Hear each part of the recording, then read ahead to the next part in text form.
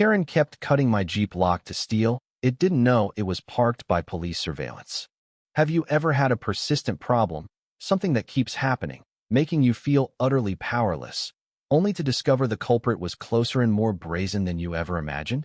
For Alex, it started as an inconvenience, then escalated into a chilling game of cat and mouse with an unseen tormentor. Alex cherished his vintage Wrangler, a labor of love he'd meticulously restored. It wasn't just a vehicle, it was freedom, a testament to countless weekends spent tinkering in his garage. So, when the heavy-duty chain lock he used to secure his spare tire to the back of the Jeep was found snipped for the third time in as many weeks, his patience wore thin. Nothing was ever taken, just the cut lock, a silent, infuriating taunt. He'd upgraded the chain, installed new alarms, even moved his parking spot. But the phantom vandal persisted. His blood boiled. Who would do this and why? The answer arrived with a force that made his stomach drop. Brenda, his next-door neighbor, emerged from her pristine townhouse, her face a mask of indignation. Brenda, a woman who meticulously documented every stray leaf and untrimmed bush in the neighborhood, was known for her unyielding demands for order and aesthetic purity. She marched directly to Alex's Jeep, her eyes narrowing at the rugged vehicle. "Mr. Turner," she declared, her voice a brittle whisper that somehow still carried the weight of a shout. "Your contraption is an absolute blight on this street. It devalues my property. It screams urban decay. You need to move it. Permanently." The main conflict was laid bare. Brenda believed Alex's perfectly legal, classic vehicle somehow diminished her property value and, by extension, her perfect suburban existence. Her solution was not a polite request, but an outright demand, steeped in snobbery. Her self-appointed authority was chilling. Alex, trying to keep his cool, gestured to the empty parking space on his own driveway. "Brenda, it's parked legally on my property. It's a classic, and it's not going anywhere." He tried to explain the sentimental value, the hours of work. But Brenda merely scoffed, her lips curling into a sneer. "Sentimentality doesn't pay for property taxes, Mr. Turner. You're an eyesore, a nuisance, and I will not tolerate it." Her dismissive wave of the hand, as if swatting away a fly, spoke volumes about her condescending attitude. She considered herself above explanation, her demands absolute. The next few days were a blur of petty warfare. Brenda lodged complaints with the HOA about excessive vehicle presence, even though Alex only had one car. She complained to the city about oil leaks, there were none, and noise pollution. The Jeep was often just sitting there. Alex, frustrated, upgraded his security further, installing a motion-activated camera pointed directly at his Jeep's rear. He wanted proof, not just for the vandalism, but for Brenda's relentless harassment. Then, it happened again. Another snipped lock. But this time, Alex had his evidence. He pulled up the footage, and there she was. Brenda, clad in black, under the cover of darkness, a pair of heavy-duty bolt cutters in her hand. Her face, illuminated by the camera's night vision, was a mask of cold satisfaction as she effortlessly sliced through the steel chain. His heart hammered in his chest, a mix of fury and sickening disbelief. It wasn't some random vandal. It was his neighbor, his guardian of property values, actively destroying his property. But the discovery didn't stop there. As he reviewed the broader footage, looking for patterns, he noticed something else. 2 blocks down, where the city was undertaking a major infrastructure project, a new eco-friendly park and storm drain system, there was a consistent, subtle presence. A nondescript white van, always parked in the same spot, facing his street. It was too regular, too intentional. A gut feeling, a cold dread, settled over him. He zoomed in, enhancing the license plate. A quick search, a call to a friend in law enforcement, confirmed his suspicion. It was an unmarked police surveillance van. Not for him, he quickly learned, but for the ongoing investigation into a recent string of high-value equipment thefts from the park construction site. This meant Brenda's petty vandalism, her obsessive need to remove his Jeep, had put her directly under the watchful eye of a police operation focused on something far more serious. Her deliberate acts of destruction, aimed solely at him, had unknowingly intersected with a major criminal investigation, elevating the stakes exponentially. Armed with his video evidence, Alex decided to act. He confronted Brenda on her doorstep, the tablet clutched in his hand.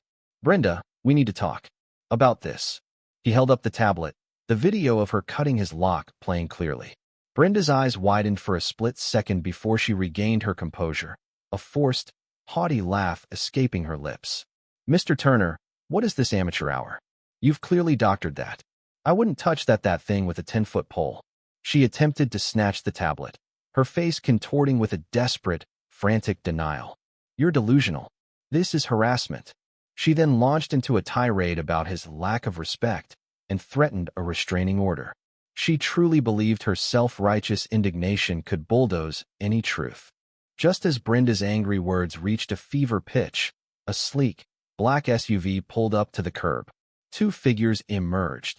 Detective Miller, the very officer Alex had spoken to earlier, and Sergeant Ramirez, the commanding officer of the precinct's property crimes unit. They walked directly to Brenda's doorstep, their expressions grim. Ms. Vance, we need to have a word. Detective Miller held up a warrant. Regarding a pattern of disturbances in this neighborhood, and specific incidents involving Mr. Turner's vehicle. Brenda's face, already flushed with anger, turned ashen. Her eyes darted from Alex to the officers, then to the unmarked van still visible down the street. Sergeant Ramirez then calmly stated, "We've had continuous surveillance on this street for weeks, Ms. Vance, in connection with the thefts at the park construction site. Your activities have been thoroughly documented. Not just the repeated vandalism of Mr. Turner's property, but other instances of interference and harassment involving other neighbors." The words hit Brenda like a physical blow. Her carefully constructed facade crumbled. Her jaw dropped, her hands trembled, and a look of sheer terror replaced her haughty disdain. She stammered, "Surveillance? What are you talking about?" The illusion of her untouchable authority shattered. Sergeant Ramirez then added, his voice devoid of emotion, "It also appears, Ms. Vance, that your frequent complaints about minor infractions in the neighborhood were often a smokescreen for your own activities. We've uncovered evidence suggesting you were attempting to create enough disorder to distract from your own involvement in purchasing and reselling some of the stolen construction materials.